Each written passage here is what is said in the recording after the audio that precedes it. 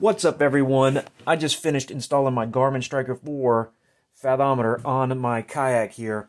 Also did a couple other things like add this flush mount.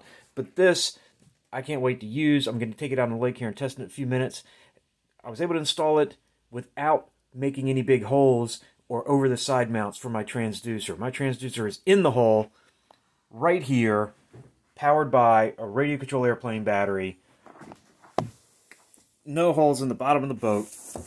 The transducer is in what's called a sea chest. Check out how I made it. So today I'm going to be installing this Garmin Striker 4 GPS and fathometer fish finder on my Lifetime Tamarack Kayak. This will be a pretty simple, easy build. I'm going to be powering it using this rechargeable lithium battery that you'd use for a radio control airplane or a radio control car. It's a 14.5 volt, 1100 milliamp hour lithium polymer battery.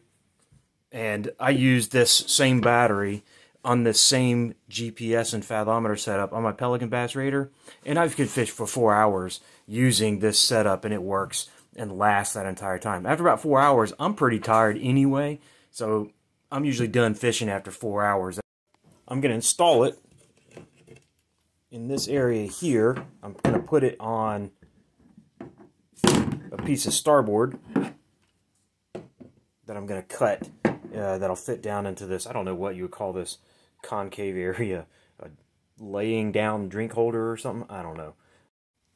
After looking around for a bunch of objects, I found that this roll of tape fits inside this concave area, and I can use it as a template to trace out onto some boards to cut this shape out. I'm pretty fortunate there.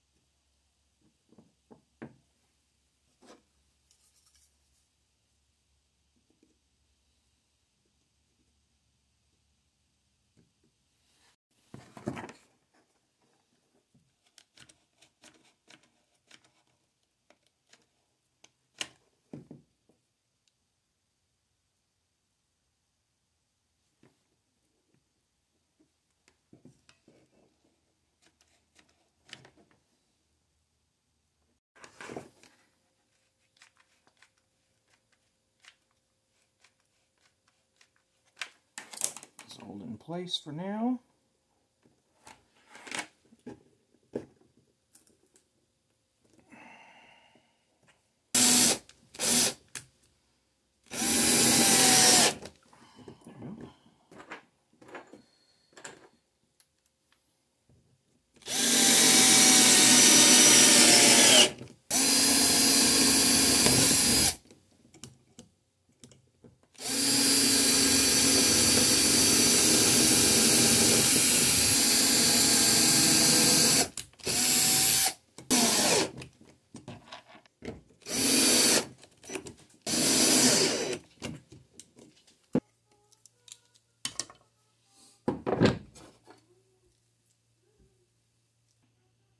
I'm giving these butt connectors ago. They're new to me. They have some solder already inside of them, and you slide the wires inside the heat shrink and then heat it up with the heat gun, and the solder breaks down and solders the wires together and heat shrinks them at the same time.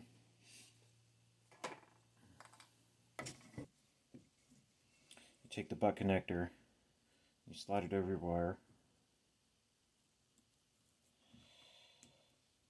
until it gets to the soldered point in the middle, and then you slide the other wire, kind of mesh the two bird nests together inside the tube.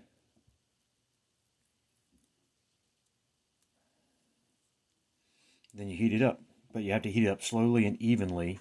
You can't heat it up in a hurry, or it'll melt the heat shrink away and not soften the solder.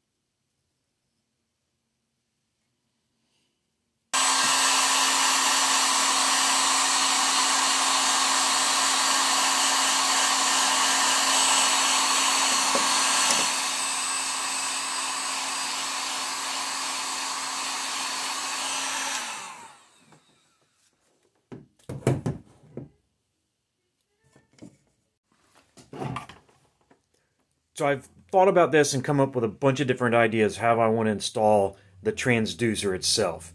And what I've come up with is to use this 4-inch PVC coupling for PVC pipe and cement it into the bottom of the boat.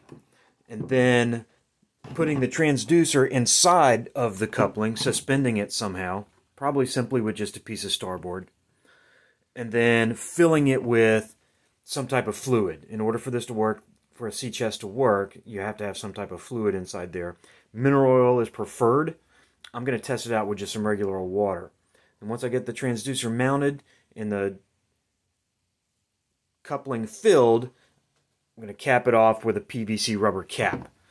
And then I should be able to transmit through the hull without doing any side mounts, without drilling any holes in the bottom of the boat, without hanging anything off the side of the boat. It'll be a clean design, and it's going to work well. What's up, everybody? Beautiful day out here on Greenfield Lake. I'm out testing another device I've added to my kayak. Folks, I've added